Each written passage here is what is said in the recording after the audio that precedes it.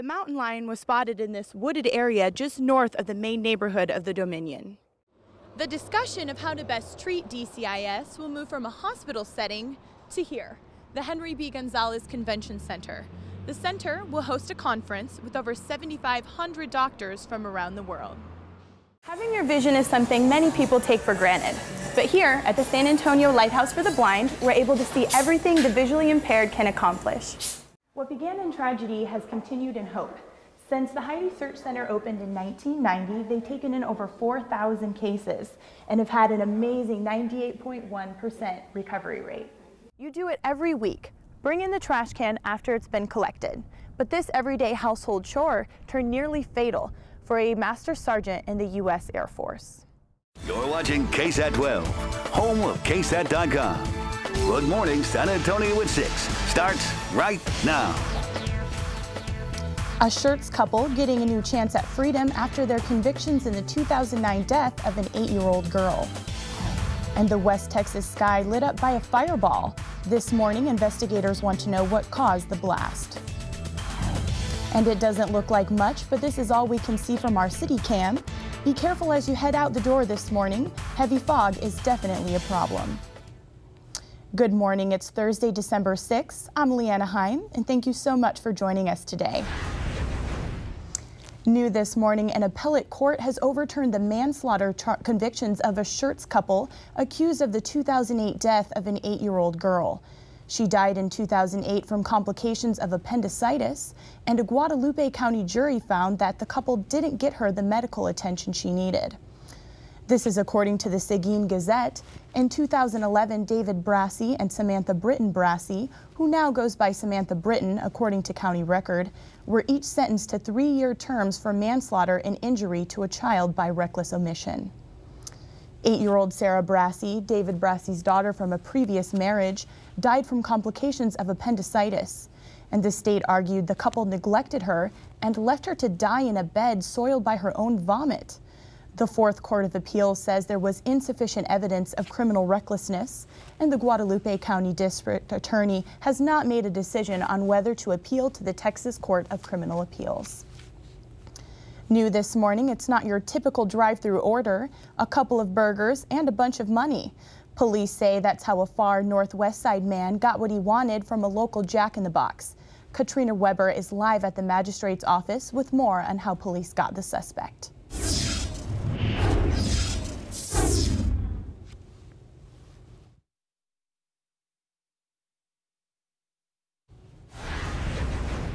New this morning, 3 suspected militants are dead after Pakistani officials say an American drone fired a pair of missiles at a house. It happened in Pakistan's northwestern region earlier today. The exact identities of the suspected militants are unclear. So far, the U.S. military is not commenting on the suspected attack. Also new this morning, crews are still at the scene trying to figure out what made a pipeline explode near Odessa. It happened in the town of Goldsmith last night. The blast sent 250-foot fireballs shooting into the sky. The busted pipeline belonged to West Texas Gas. No one was hurt, but the explosion destroyed more than a dozen utility poles and a welding shed.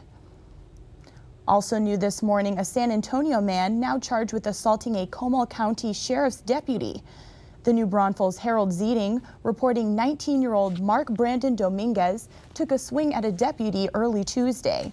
He then led deputies on a car chase that didn't end until a spike strip was deployed to stop his vehicle. Dominguez was taken into custody and taken to the Comal County Jail. No word if he'll face any additional charges. The time is now 9:23 and it's 53 degrees out there. And here we have a look at the roads with TransGuide. Still looking pretty foggy. And you are watching Good Morning San Antonio. They don't belong in the checkpoint, don't belong on an aircraft, certainly. Charles Honore, in his 2.5 years at San Antonio Airport, has seen his fair share of crazy items. One of the strangest things he's ever seen? a live turtle. Saw a turtle on the side of the road and decided he wanted to take it home with him. Other items are not quite as cuddly. Take these firearms, for instance, or these brass knuckles. We get surprised every day here by not only guns, but with knives as well. So, how exactly does TSA handle passengers that brought along an aerosol can or a pair of scissors? Sometimes they forget things. So we're very tolerant when we're dealing with the passengers. And while you might be able to get away with just a slap on the wrist for accidentally bringing your water bottle or hairspray, the punishment is much harsher for a firearm. I forgot that it was in my bag. Guess what? You get to wear some bracelets and get a free trip to the courthouse. And if you do try to bring something to the airport that's not allowed, you have a few options.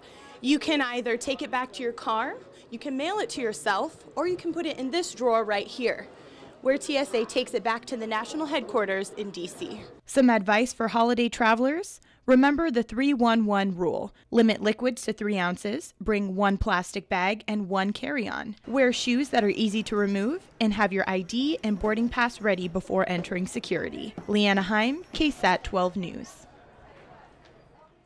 Workers made a grim discovery this morning when they found a man's body inside this hotel construction site. Now, police won't release many details other than that it appears to be a young male with blunt force injuries to the head and neck area. Other than that, we will have more for you when we do come back. We're live here just north of downtown. Leanna Heim, KSAT 12 News.